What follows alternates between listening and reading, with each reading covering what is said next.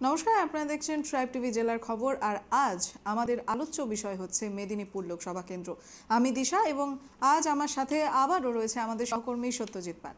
তো আজ আমরা যে লোকসভা কেন্দ্র নিয়ে কথা বলবো, অর্থাৎ মেদিনীপুর লোকসভা কেন্দ্র, তো সেই ক্ষেত্রে আমরা যদি খানিকটা ইতিহাস ঘেঁটে থাকি তো তাহলে দেখা যাচ্ছে এই মেদিনীপুর লোকসভা কেন্দ্রটি কিন্তু বহু ধাপে শাসক পরিবর্তন দেখেছে, এক কথায় বলতে গেলে।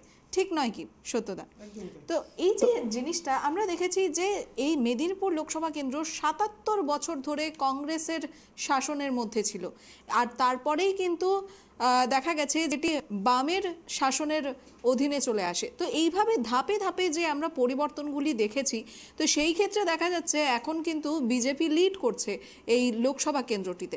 তো সেই ক্ষেত্রে এবার হচ্ছে দেখার পালা, কারণ এবার যে লোকসভা কেন্দ্রের প্রার্থী ঘোষণা করা হয়েছে মেদিনীপুর লোকসভা কেন্দ্রের ক্ষেত্রে দেখা যাচ্ছে দুজনই কিন্তু শিল্পী মানুষ। কারণ তৃণমূলের পক্ষ থেকে যাকে প্রার্থী হিসেবে বেছে নেওয়া হয়েছে, বা এক কথায় বলতে পারি যে নতুন মুখ, সে হচ্ছে জুন মালিয়া।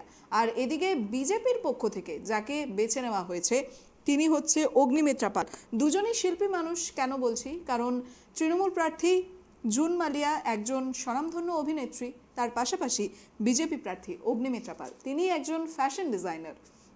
তো সেই ক্ষেত্রে দেখা যাচ্ছে দুই শিল্পী মানুষের মধ্যেই এবারের এই 2024-এর লোকসভা নির্বাচনে এক কথায় কিন্তু হাড্ডাহাড্ডি লড়াই হওয়ার সম্ভাবনা রয়েছে। তো সত্যদা, তোমার কাছ থেকে জানতে চাইবো, এই যে জুন মালিয়াকে এবার নতুন মুখ হিসেবে তৃণমূল প্রার্থী ঘোষণা করা হয়েছে, আর একদিকে আমরা দেখছি যে আগের থেকেই কিন্তু অগ্নিমিত্রা পাল তিনি কিন্তু বিজেপির সমর্থক হিসেবে, কর্মী হিসেবে কাজ করে আসছেন। তো সেই ক্ষেত্রে এই দুজনের মধ্যে এবারের সম্ভাবনাটা কীরকম দেখা যাচ্ছে? কারণ আমরা সবসময় দেখেছি এই মেদিনীপুর কিন্তু সববারের মতোই কিন্তু লোকসভা নির্বাচনটাকে ঘিরে একটা হাড্ডাহাড্ডি লড়াইয়ের সাক্ষী দেখেছে। দেখো, জুন মালিয়া 2021 সালের বিধানসভা নির্বাচনে তৃণমূলের টিকিটে জিতে কিন্তু বিধায়ক হয়েছিল। উনি কিন্তু মেদিনীপুরের বিধায়ক। আর অগ্নিমিত্রা পাল গত 2019 সালের লোকসভা নির্বাচনের পরেই বিজেপি যোগদান করেন এবং তারপর বিজেপির মহিলা মোর্চার দায়িত্ব কিন্তু সামলাচ্ছিলেন এবং গত 2021-এ আসানসোল দক্ষিণ থেকে জিতে বিধায়ক হয়েছেন। এবারে তার কাঁধে গুরু দায়িত্ব বলা চলে মেদিনীপুর লোকসভা কেন্দ্র। আরেকটু বলে রাখি, এই মেদিনীপুর লোকসভা কেন্দ্র 1980 সাল থেকে একটানা কিন্তু বামেদের দখলে ছিল। তার আগে কংগ্রেস কখনো জনতা পার্টি জিতেছে এখান থেকে, বা কখনো সিপিএমের হাতেও ছিল, কিন্তু 1980 সাল থেকে কিন্তু একটানা বামেদের দখলে ছিল। সেইখানে তোমার 2014 সালে প্রথমবারের মতো জেতেন তৃণমূল কংগ্রেস। সন্ধ্যা রায়, অভিনেত্রী সন্ধ্যা রায় জিতেছিলেন, কিন্তু তার পারফরমেন্স কিন্তু খুব খারাপ ছিল, যার ফলে কিন্তু গতবার আমরা দেখেছি এখানে সন্ধ্যা রায়কে টিকিট দেওয়া হয়নি। তৃণমূলের প্রার্থী ছিলেন মানস ভূঁইয়া। অন্যদিকে বিজেপির রাজ্য সভাপতি, তৎকালীন রাজ্য সভাপতি দিলীপ ঘোষ, কারণ দিলীপ ঘোষের যে রাজনৈতিক উত্থান সেটা কিন্তু এই মেদিনীপুর থেকেই। তার কারণ বিজেপির যোগদান পরেই খড়গপুর থেকে 2016-তে জিতে বিধায়ক, তারপরেই মেদিনীপুর জেলা থেকে সাংসদ। সুতরাং এবার সেইখানে অগ্নিমিত্রা পালের কাঁধে দায়িত্ব। দিলীপ ঘোষের সিট, কারণ দিলীপ ঘোষ একজন যে ধরনের রাজনীতিটা করেন, তিনি সোজা সাপটা কথা বলতে ভালোবাসেন, স্ট্রেট কাট কথা বলেন, অনেক সময় তার কথায় হুমকি চলে আসে, কিন্তু তা সত্ত্বেও দিলীপ ঘোষ কিন্তু দিলীপ ঘোষই, তার মধ্যে কোনো পরিবর্তন নেই। তো সেইখানে দিলীপ ঘোষের মতো একটা হাই ভোল্টেজ সিটে অগ্নিমিত্রা পালের কাছে কিন্তু একটা গুরু দায়িত্ব বলা চলে। অন্যদিকে আরেকটু বলি, জুন মালিয়া তিনি 21-এ জিতে বিধায়ক হয়েছেন। তিনিও কিন্তু, তাকেও কিন্তু বারে বারে দিলীপ ঘোষের বিভিন্ন কর্মসূচিতে, মানে কী বলবো, এক কথায় তিনি কিন্তু বেশ সক্রিয় মেদিনীপুর জেলার রাজনীতিতে, যার ফলে তৃণমূল টিকিট দিয়েছে। তো দুই শিল্পী, এবার লড়াইটা বেশ হাড্ডাহাড্ডি হতে চলেছে। আমি বলে চাপটা বেশি থাকবে অগ্নিমিত্রা পালের কাছে, যেহেতু দিলীপ ঘোষের সিট, সুতরাং দিলীপ ঘোষ কিন্তু একদম স্ট্রেট কাট লোক, তো জয় ধরে রাখাটাই দায়িত্ব বলা চলে। একেবারে। তো আপনি দিলীপ ঘোষের কথা যখন হচ্ছেই, তো যেহেতু দিলীপ ঘোষ 2019 সাল থেকে এই মেদিনীপুরের দায়ভার নিজের কাঁধে তুলে নিয়েছেন, তো সেই ক্ষেত্রে 2019 সালের লোকসভা নির্বাচনের সেই তালিকার দিকে একবার আমরা নজর রাখবো। সেই মুহূর্তের ফলাফল কিরকম ছিল একবার দেখাবো আপনাদেরকে। 2019 সালে বিজেপির পক্ষ থেকে বিজেপি সাংসদ দিলীপ ঘোষ মোট 6,85,433টি ভোট পেয়ে জয়লাভ করেছিলেন। আর তার বিপক্ষে তৃণমূল প্রার্থী হিসেবে মানস ভূঁইয়া সে বছর 5,96,481টি ভোটে বিজিত হয়েছিলেন। সেই সাথে আরও লড়াইয়ে সামিল ছিলেন সিপিআইএম নেতা বিপ্লব ভট্ট এবং কংগ্রেস নেতা শম্ভুনাথ চট্টোপাধ্যায়।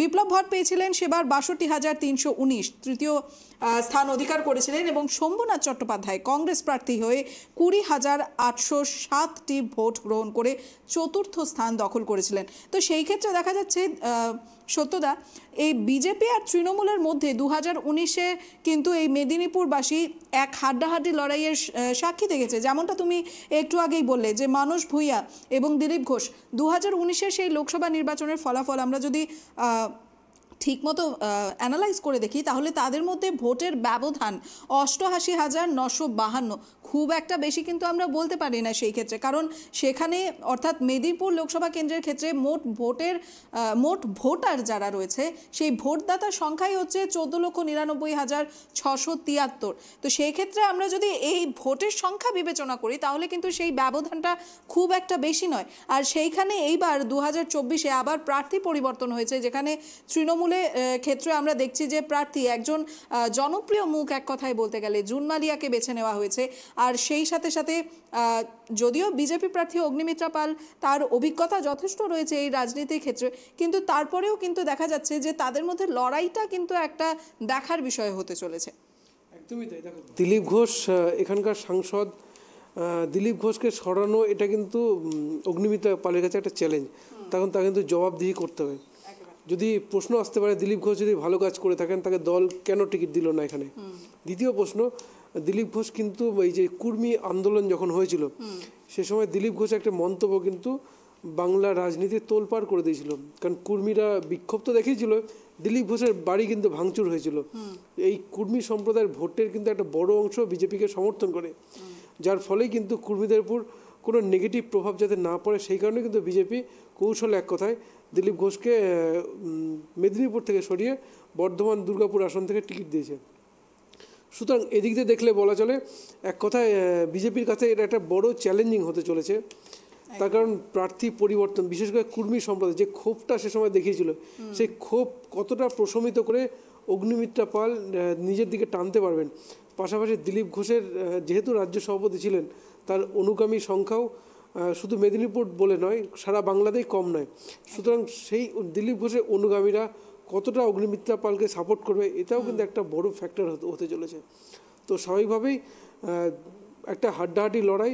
আরেকটা বলবো যে খড়গপুর সদরের বিধায়ক কিন্তু হিরণ, অভিনেতা হিরণময় চট্টোপাধ্যায়, তিনি কিন্তু ঘাটাল থেকে প্রার্থী।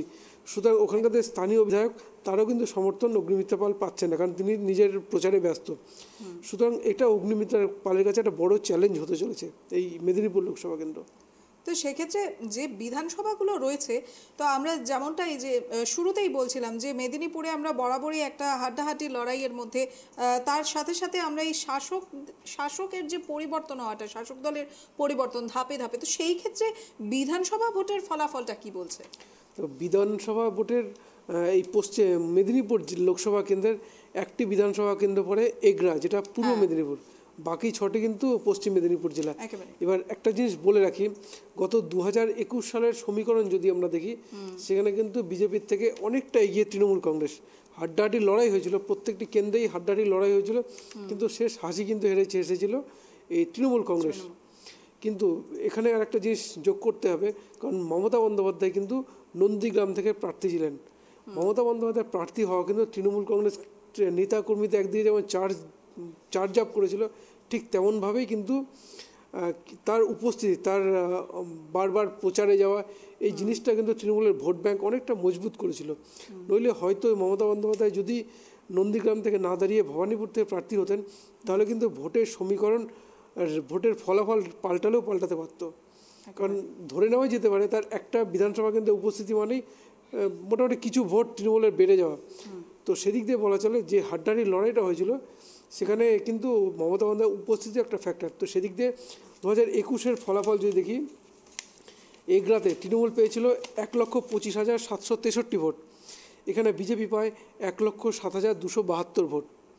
অন্যদিকে দাঁতন বিধানসভা কেন্দ্রে তৃণমূল পেয়েছিল ৯৫,২০৯ ভোট, বিজেপি পায় ৯৪,৫৮৬, খুব অল্প মার্জিনে হেরেছিল। কেশিয়ারিতে তৃণমূল পেয়েছিল ১,০৬,৩৬৬ ভোট, বিজেপি পেয়েছিল 91,036 ভোট। অন্যদিকে খড়গপুর সদর, যেটা বিজেপি জিতেছিল, এখানে তৃণমূল পায় 75,836 ভোট। হিরণ বিজেপি প্রার্থী পেয়েছিলেন 79,607 ভোট। অন্যদিকে নারায়ণগড়ে তৃণমূল পেয়েছিল 1,08,94 ভোট, বিজেপি পেয়েছিল 98,478 ভোট। খড়গপুরে তৃণমূল পায় 1,09,727, বিজেপি পায় 73,497 ভোট। মেদিনীপুর কেন্দ্রে, যেটা জুনমালিয়া জিতেছিলেন, সেখানে তৃণমূল পেয়েছিল 1,21,175 ভোট এবং বিজেপি পেয়েছিল 96,778। সুতরাং দুটো কেন্দ্রে কিন্তু খুব হাড্ডাহাড্ডি, খুব অল্প মার্জিনে বিজেপি হেরেছিল, একেবারে হাড্ডাহাড্ডি লড়াই হয়েছিল। তো স্বাভাবিকভাবেই এবার তারপরে যে পৌরসভা নির্বাচন গেছে, পঞ্চায়েত নির্বাচন গেছে, সেখানে কিন্তু তৃণমূলের জয় জয়কার, ভোট পার্সেন্টেজে অনেকটা এগিয়ে। সুতরাং এদিক দিয়ে তৃণমূল যথেষ্ট এগিয়ে বলা চলে। আর যদি আমরা আরেকটু দেখি গত পঞ্চায়েত ইলেকশনে জেলা পরিষদ, পঞ্চায়েত সমিতি এবং গ্রাম পঞ্চায়েতগুলো তৃণমূলের হাতে থাকায় কিন্তু তৃণমূলের সংগঠন অত্যন্ত মজবুত। বিজেপিকে এখানে জিততে হলে, গতবারের ফলাফল ফিরিয়ে আনতে গেলে কিন্তু যথেষ্ট পরিশ্রম করতে হবে। অগ্নিমিত্র পালকে পরিশ্রম করতে, একদিকে কুর্মী সম্প্রদায়কে বুঝিয়ে তাদের সঙ্গে নিয়ে আসা, অন্যদিকে দিলীপ ঘোষের অনুগামী যারা হয়তো বসে যেতে পারেন তাদেরকে নিয়েও কিন্তু অগ্নিমিত্র পালকে চলতে হবে, নইলে কিন্তু বিজেপির পক্ষে জয় ছিনিয়ে নেওয়া মুশকিল এই কেন্দ্রে। একেবারে। তো সত্যদা, আরেকটা বিষয় জানবো, এই যে কর্মীদের ব্যাপারটা তো একটা নজরে থাকার মতো আছেই, তো মেদিনীপুর লোকসভার ক্ষেত্রে আর কোন কোন সমস্যাগুলো এবারের ভোট ব্যাংকে প্রভাব ফেলার মতো জোর রাখছে? দেখো, মেদিনীপুর লোকসভা কেন্দ্রের মধ্যে পড়ে খড়গপুর। এই খড়গপুরের কিন্তু একসময় বিধায়ক ছিলেন কংগ্রেস নেতা জ্ঞান সিং সোহলপাল। তিনি প্রায় 9বার ওই খড়গপুর থেকে জিতেছিলেন। তো তাকে হারিয়েই কিন্তু দিলীপ ঘোষের উত্থান। তো এই খড়গপুরে কিন্তু একটা কি বলবো, এক কথায় বলা চলে কিন্তু রেল, তো এই খড়গপুরে কিন্তু একটা কিন্তু মাফিয়া রাজ কিন্তু মারাত্মকভাবে রয়েছে। অন্যদিকে যে সিন্ডিকেট, সেটা কিন্তু খড়গপুরে বারবার কিন্তু সামনে এসছে। তো এইখানে কিন্তু আমরা গতকালকেই আমরা দেখিয়েছি যে খড়গপুরে কিন্তু তৃণমূল কংগ্রেসের প্রাক্তন কাউন্সিলর তিনি কিন্তু আক্রান্ত হয়েছেন। সুতরাং এই জিনিসটা কিন্তু খড়গপুরে মারাত্মক। তো যে কোনো দলকে ভালো ফলাফল করতে গেলে এই হিংসাটা বর্জন করা অত্যন্ত প্রয়োজন, কারণ বারবার কিন্তু সামনে এসছে এই জিনিসটা। আমাদের খড়গপুরে আরেকটা, যেটা মেদিনীপুরে পানীয় জলের কিন্তু খুব সমস্যা রয়েছে, এখানে মানুষকেও কিন্তু পানীয় জল বেশ ভুগতে হয়। তো এই জিনিসটা কিন্তু যে কোনো দলই প্রচারে আসুক, অন্তত এই সমাধানটা অত্যন্ত প্রয়োজন খড়গপুরে। তো সত্যদা, আরেকটা বিষয় হচ্ছে, আমরা যদি ভালো করে দেখতে যাই, এই পানীয় জলের সমস্যাটা কিন্তু এমন কোনো লোকসভা থাকছে না যেখানে আমরা বলছি না যে এই পানীয় জলের সমস্যাটা নেই। আমরা যখনই যেই লোকসভা কেন্দ্র নিয়েই আলোচনা করছি, সেখানে এই সমস্যাটা কোনো না কোনো বিধানসভার কেন্দ্রের ক্ষেত্রে এই সমস্যাটা উল্লেখ হচ্ছে। মানে এইটার সমাধান কেন কোনো দল করতে পারছে না? সেটা তো যারা জনপ্রতিনিধি তারা বলতে পারবেন। একদিকে দেখো, একটা জিনিস, ভারতবর্ষের যুক্তরাষ্ট্রীয় কাঠামো, সেখানে দিলীপ ঘোষ যেখানে মাঝে মাঝে স্টেটমেন্ট দেন, তিনি সাংসদ হিসেবে কাজ করতে চাইছেন, রাজ্য সরকারের সমর্থন পাচ্ছেন না। অন্যদিকে রাজ্য সরকারও যে কোনো ঘাটাল মাস্টার প্ল্যান যদি বলি, এটা কিন্তু কেন্দ্র রাজ্য উভয়ের যৌথ প্ল্যান হওয়া উচিত। কারণ সেখানে যে ঘাটাল মাস্টার প্ল্যানে কমিশন যেটা দিয়েছিল যে 60% দেবে কেন্দ্র সরকার, 40% রাজ্য সরকার। সুতরাং যুক্তরাষ্ট্রীয় কাঠামোয় যৌথভাবেই সংস্কার উন্নয়নগুলো করা উচিত। কিন্তু এইখানে কিন্তু একটা কোথাও ফাঁক থেকে যাচ্ছে, যে রাজ্যের শাসক দল এক পক্ষ, অন্যদিকে কেন্দ্রের সরকার অন্য পক্ষ। স্বাভাবিকভাবেই এই যে যৌথভাবে উন্নয়নমূলক কাজে কিন্তু দুই পক্ষ এগিয়ে আসছে না, যার ফলে কিন্তু অনেক সময় উন্নয়ন আটকে যাচ্ছে, ভুগতে হচ্ছে সাধারণ মানুষকে। সুতরাং এখানে উভয় পক্ষকে মিলেমিশে কাজ করা উচিত। স্বাভাবিক। তো আমরা যখন জ্বলন্ত সমস্যার কথা বলছি, তো সেই ক্ষেত্রে দেখা যাচ্ছে ভোট যতই এগিয়ে আসছে, প্রচার অভিযানও কিন্তু ততই জোরদার হচ্ছে। তো অবশ্যই প্রতিশ্রুতির ওপর প্রতিশ্রুতি নিশ্চয়ই থাকছে প্রত্যেকটি লোকসভা কেন্দ্রের ক্ষেত্রে। তো আজ এই মেদিনীপুর লোকসভা কেন্দ্রের ক্ষেত্রে কি ধরনের প্রতিশ্রুতি থাকছে, তো সেই হিসেবে বিজেপি প্রার্থী অগ্নিমিত্রা পাল কি বলছেন আমরা শুনবো। যুদ্ধে কোনো বন্ধু থাকে না, যুদ্ধে কোনো প্রিয়জন নেই, যুদ্ধে কোনো মা বাবা ভাই বোন বন্ধু কেউ থাকে না। যুদ্ধই। স্বাধীনতার যুদ্ধ আমরা শুনেছি, আর এই যুদ্ধ আরেক যুদ্ধ। দেশকে বাঁচানোর যুদ্ধ, পশ্চিমবঙ্গকে বাঁচানোর যুদ্ধ, দেশকে এগিয়ে নিয়ে যাবার যুদ্ধ, কিন্তু পশ্চিমবঙ্গকে বাঁচানোর যুদ্ধ। বিনা যুদ্ধে নাহি দিব সূচাগ্র মেদিনী। সুতরাং টিএমসির প্রার্থী আমার বন্ধু, অ্যাকোয়েন্টেন্স হতে পারে, কিন্তু এই লড়াইতে তার বন্ধুত্বের কোনো একেবারে সত্যদা, বিনা যুদ্ধে নাহি দিব সূচাগ্র মেদিনী। তো তার কথায় অনেক কিছুই প্রকাশ পাচ্ছে। তো সেই ক্ষেত্রে এই যে জুন মালিয়া এবং অগ্নিমিত্রা পাল দুজনের মধ্যে যে হাড্ডাহাড্ডি লড়াইটা, সেটা কিন্তু বোঝাই যাচ্ছে, কারণ তিনি কিন্তু যথেষ্ট আশাবাদী। তার কথাতেই কিন্তু বোঝা যাচ্ছে যে কোথাও না কোথাও তিনি আশাবাদী রয়েছেন এবারের এই লোকসভা নির্বাচনকে নিয়ে। তো সেই ক্ষেত্রে জুন মালিয়ার কি মনে হয়, জুন মালিয়া কোন দিকটায় বেশি জোর দিতে পারেন? দেখো, জুন মালিয়া এই মুহূর্তে যদি সংগঠনের দিক থেকে তৃণমূল কংগ্রেস শক্তিশালী, এ বিষয়ে কোনো সন্দেহ নেই। বিজেপি যেহেতু লোকসভা নির্বাচন, সুতরাং বিজেপি এখানে অল আউট ঝাঁপাবে। গতবারের জেতা সিট বিজেপি কোনো মতেই চাইবে না সিটটি হাতছাড়া হোক। পাশাপাশি দিলীপ ঘোষ একজন বিজেপির শক্ত নেতা, এখান থেকে জিতে সাংসদ হয়েছেন, সুতরাং তারও ক্ষেত্রে কিন্তু একটা প্রেস্টিজ। সুতরাং বিজেপি এই সিটটা দখল করতে কিন্তু হাড্ডাহাড্ডি ঝাঁপিয়ে পড়বে। অন্যদিকে তৃণমূল কংগ্রেস, জুন মালিয়া, তার কাছে কিন্তু একটা কঠিন লড়াই বলবো এই লোকসভা কেন্দ্রে। বিশেষ করে সন্ধ্যা রায় এখান থেকে জিতে সাংসদ হয়েছিলেন, কিন্তু যদি আমরা পরিসংখ্যান দেখি, সন্ধ্যা রায়ের সংসদের পারফরমেন্স কিন্তু যথেষ্ট খারাপ ছিল, ছিল, যার ফলেই কিন্তু এখানে গতবার টিকিট পেয়েছিলেন মানস ভূঁইয়া, যিনি একসময় কংগ্রেসের বিধায়ক ছিলেন, সবং কংগ্রেস নেতা, তিনি টিকিট পেয়েছিলেন। তো গতবার কিন্তু হাড্ডাহাড্ডি লড়াই দেখেছিল এই মেদিনীপুর লোকসভা কেন্দ্র। তো শেষ মুহূর্তে শেষ হাসি, যেহেতু লোকসভা নির্বাচন, তো লোকসভা নির্বাচনের বিষয় থাকে কেন্দ্রের সরকার গঠন, প্রধানমন্ত্রী কী হবে। তো এই দিক দিয়ে বলবো বিজেপি কিছুটা হলেও এগিয়ে এখানে। তার কারণ বিজেপি বাংলাকে পাখির চোখ করেছে এবারে লোকসভা নির্বাচনে। অমিত শাহ এসে 35টি আসনের টার্গেট দিয়ে গেছেন। প্রধানমন্ত্রী নরেন্দ্র মোদী বারবার আসছেন, মিটিং করছেন। তো স্বাভাবিকভাবেই বিজেপি কোনো মতেই চাইবে না তাদের জেতা সিট হাতছাড়া করতে। অন্যদিকে তৃণমূলের হাতে কিন্তু বিধায়ক রয়েছেন, জেলা পরিষদ, পঞ্চায়েত সমিতি, এমনকি পৌরসভাগুলো তৃণমূলের হাতে রয়েছে। সুতরাং সংগঠন কিন্তু তৃণমূলের হাতে রয়েছে। তো পাশাপাশি তৃণমূল যদি এখানে নিজের সংগঠনকে সঠিকভাবে কাজে লাগাতে পারে, তো তৃণমূলও কিন্তু জয় ছিনিয়ে আনা কোনো কঠিন কাজ নয়। একেবারে। তাহলে সেই হিসেবে দেখবো যে জুন মালিয়া তার সংগঠনকে জয় এনে দিতে পারবে কি, কি বলছেন তিনি? সারা তো দারুণ মানুষ, আমার মায়েরা বোনেরা তো মানে এত আন্তরিকতার সাথে যেখানেই যাচ্ছি আমাকে কি বলবো, মানে এত সুন্দরভাবে আমাকে ওয়েলকাম জানাচ্ছেন এবং সবাই এসে দেখা করতে চাইছেন। যেখানে যাচ্ছি মানুষের ঢল, খুব ভালো লাগছে। আমার বিধানসভায় আজকে মেদিনীপুরে, যেহেতু আমাদের আজকে অ্যাকচুয়ালি এশিয়ারিতে দাঁতন ওয়ানে প্রোগ্রাম ছিল, কিন্তু বৃষ্টি, ওখানে ভীষণ বৃষ্টি হয়েছে, সেই জন্য ক্যান্সেল করতে হলো। তাই আজকে আমি মেদিনীপুর আমার শহরে আমি সবার সঙ্গে দেখা করছি। আজকে উরুষও আছে আমাদের সার্কিট হাউসের ভেতরে যে বাজার আছে সেখানে, এবং আজকে আমি এখানে এলাম, একটু দেখা করে গেলাম। সবার পবিত্র রমজান মাস চলছে, তো ভাইদের সাথে বোনেদের সাথে দেখা করে গেলাম এখানে। সত্যতা, তবে আরেকটা কথা, যেই লোকসভা কেন্দ্রই হোক না কেন, যেখান থেকেই এই মূলত অভিনেতা বা অভিনেত্রীরা প্রার্থী হয়ে দাঁড়াচ্ছেন, তাদের একটা অ্যাডভান্টেজ থাকছে যে তাদের জনপ্রিয়তা। তো সেই ক্ষেত্রে আমরা যদি অগ্নিমিত্রা পাল এবং জুন মালিয়ার মধ্যে যদি আমরা পার্থক্য খুঁজতে চাই, তাহলে সেটা কীরকম হবে? দেখো, তাদের ব্যক্তিগত যেটা ব্যক্তিগত কাজের জায়গা বলো বা তো একজন অভিনেত্রী, একজন ফ্যাশন ডিজাইনার, তো এখানে তাদের ব্যক্তিগত বিষয় না যাওয়াই ভালো। রাজনৈতিক লড়াইটা রাজনীতি হওয়া উচিত, দলগত হওয়া উচিত। অগ্নিমিত্রা পাল বিজেপি প্রার্থী, জুন মালিয়া তৃণমূল কংগ্রেস প্রার্থী, সেই হিসেবে তাদের পরিচিত হওয়া উচিত। কারণ অগ্নিমিত্রা পাল কিছুক্ষণ আগে তিনি বললেন যে বন্ধুত্বের জায়গাটা ব্যক্তিগত, আর উনি তো যুদ্ধ ঘোষণা করেই দিয়েছেন। তো স্বাভাবিকভাবেই লড়াইটা কিন্তু খুব হাড্ডাহাড্ডি। আমি বলবো অগ্নিমিত্রা পাল রাজনীতির দিক থেকে কিন্তু অনেক আক্রমণাত্মক।